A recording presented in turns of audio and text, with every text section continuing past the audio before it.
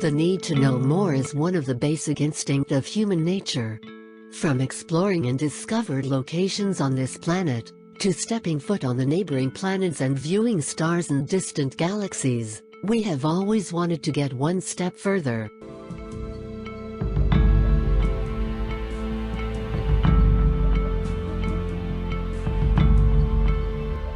Cocooned in a fragile shell of atmosphere, somewhere lost in a small planet called Earth, we embarked on one of the longest voyages of all time, the journey of curiosity.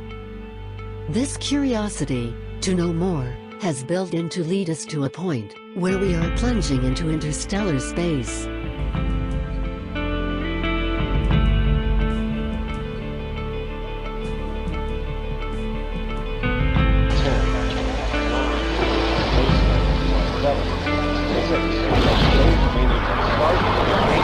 Start, 2, 1, booster ignition, and liftoff. With the advancements in space technologies, the developing countries also stepped into it in the recent decades.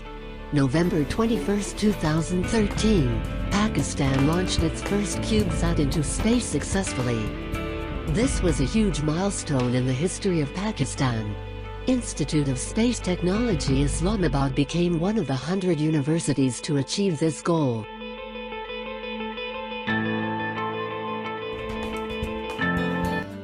Basically, Icube is a small satellite, a CubeSat, where the satellite is in cubic form. Each dimension is of 10 centimeter. This satellite has every subsystem that a bigger satellite has. For example, it has a power subsystem, it has a transmitter that transmits the data to the ground station. We have a small camera, and the solar panels are mounted on the faces so that the batteries can be charged whenever needed. This is a very big project for a university in Pakistan to design a satellite and to test all the subsystems to get it launched to space and then to receive data from the satellite. So we had to involve people from every discipline.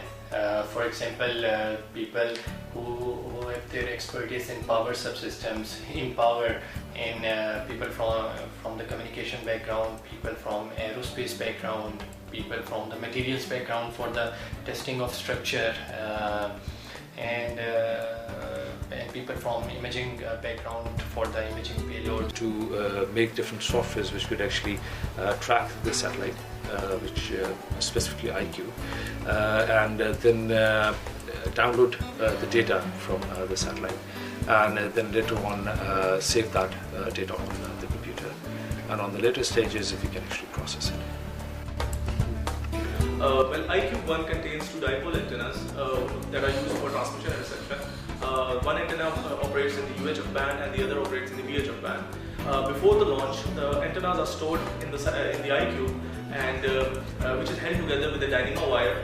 And once the satellite gets separated from the launch vehicle, the dynamo wire gets burned using some heating element, and then the antennas are deployed.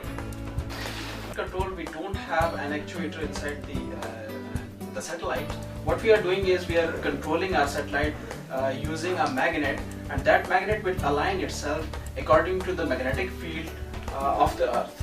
Okay. And with this we will be having an ease that if there is some problem with the actuator, that problem will not occur. Okay. So that would be an ease in order to adopt this scheme. Okay, Icube 1 will be launched via Denver launch vehicle from Yasny launch base in Russia.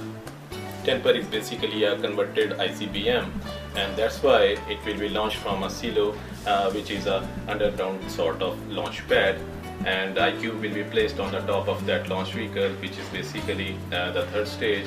And after the separation of that third stage, Icube will be released from the UNISAT 5 satellite, which is an Italian satellite, and it is carrying the Icube.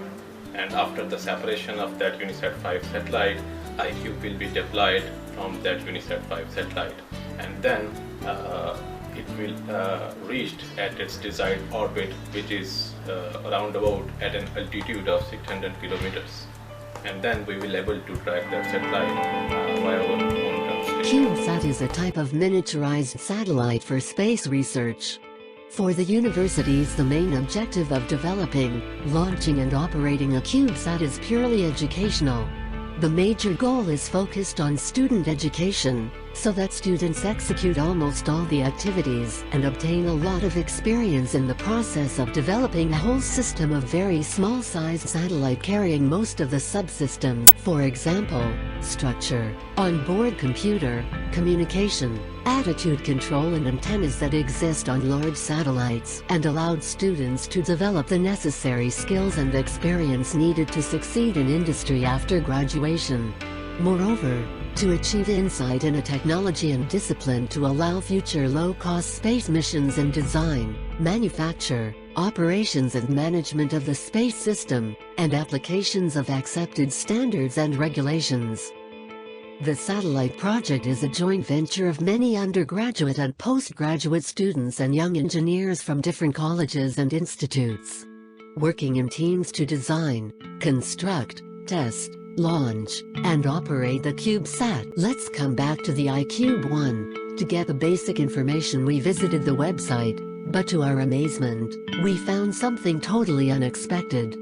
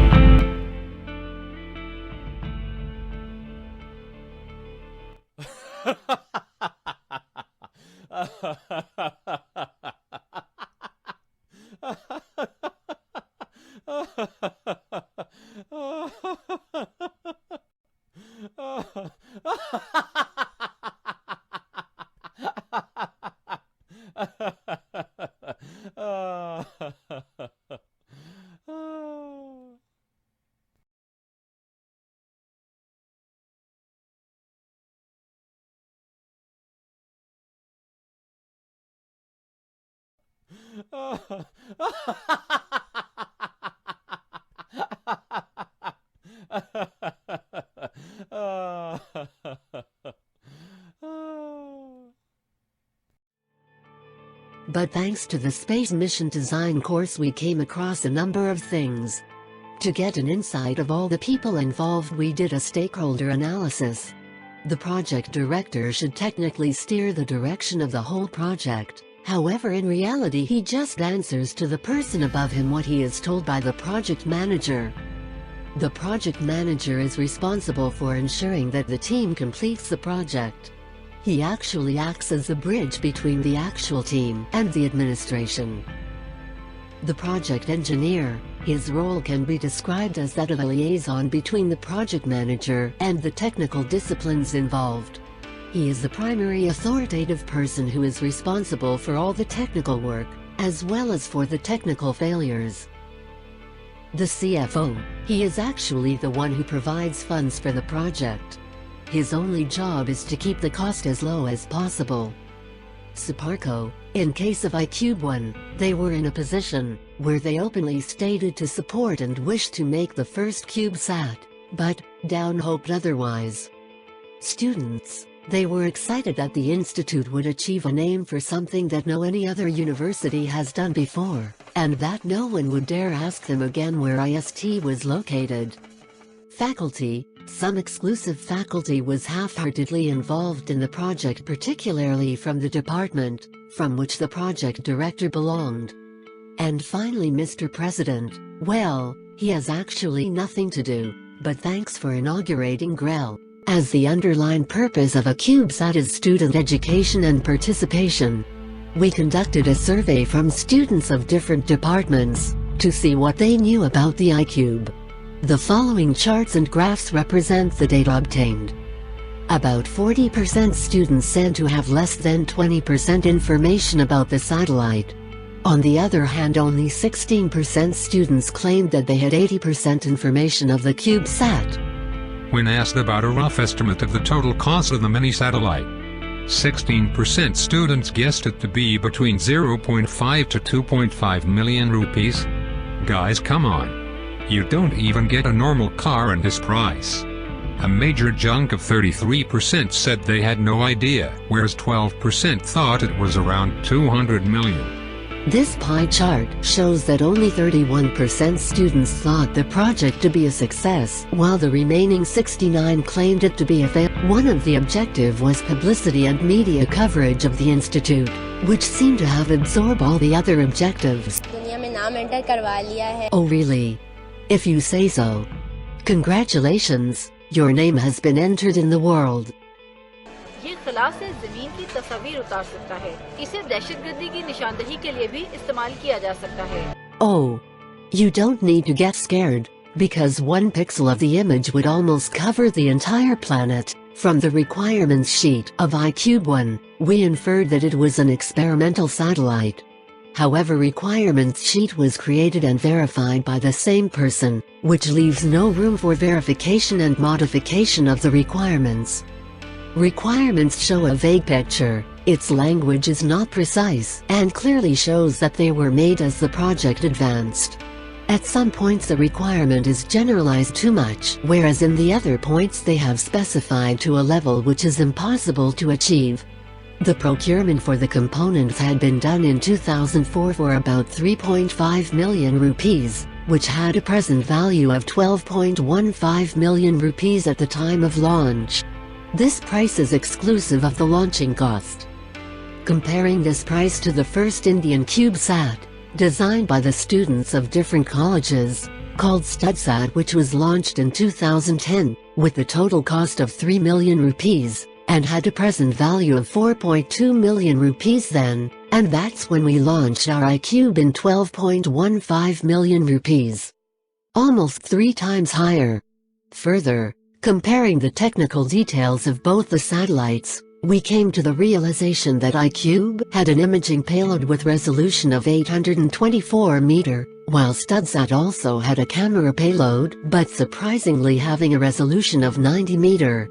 StudySat had a proper attitude determination and control subsystem, whereas Icube had a passive control, achieved by using a permanent magnet that aligned the satellite with the Earth's magnetic field. Upon hearing that IST plans to launch Icube 2 in the coming years, we thought to give some suggestions. After scrutinizing Icube 1, we asked the students during the survey, to which different students have different answers. Some suggested to install better instruments, sensors and cameras, while others wanted more students to be involved. Some even claimed, I quote, "Don't do again this type of stupid thing." But on a serious note, there are some internationally known frameworks for project management, such as Prince2, Project in Controlled Environment, which includes organized and controlled start, middle and end, separately. European Space Agency has its own standards according to which, the ultimate goal is such standardization system level, as to minimize life cycle cost, while continually improving the quality, functional integrity and compatibility of all elements of space project. Then there are standards set by PMI, Project Management Institute, which is known for developing standards for project management and giving Project Management Professional, PMP certification. There exists another framework, BOK, Business Analysis Body of Knowledge, is a set of tasks and techniques used to work as a liaison among stakeholders in order to understand the structure, policies and operations of an organization. NASA has different handbooks for project management, system engineering and frameworks. Their attempt is to communicate principles of good practices, as well as alternative approaches, rather than specify a particular way to accomplish a task. All these frameworks have their own standards, rules, regulations, and pros and cons. So to form an effective framework, we integrate all these frameworks to come up with an effective project management methodology that fulfills our requirements and purposes. Another effective approach is that we let senior students come up with such final year projects. from their respective fields, which can be used as basic components for the CubeSat. For example, students from electrical engineering can design electrical components, data handling devices, transmitter, etc. Whereas students from aerospace can work on the attitude control system, actuators and orbital details. Similarly, students from space sciences can help to design the camera payloads and do digital image processing. This way the students can have active participation, unlike in Icube 1. The project manager or the systems engineer should actively involve all the students, because a university satellite is primarily a student satellite, which means that the students of the university should be actively involved. We should involve all the departments and try to capture the strengths of every department for that particular satellite mission. One of the prime purposes of a university satellite mission is its educational goals. So instead of buying everything off the shelf or most of the products off the shelf, we should go through proper design and development procedure. And once a product is developed, we should spend a lot of time and effort and energy in testing. We should do the proper risk assessment, and then we should try to do proper tests and get to the test readiness review. When we are incorporating critical components like onboard data handling system, like power control system, or its propulsion or attitude and orbit control system, they should be properly designed, developed, or even if they are purchased off the shelf, they should be properly tested, whether in the environment that we are putting that component in, or whether in the orbit that component would work. Will it actually give us the desired outcome or not? From this documentary we try to analyze and present different aspects of Icube 1, and wish that Icube 2 is more of a success than what we achieved from Icube 1.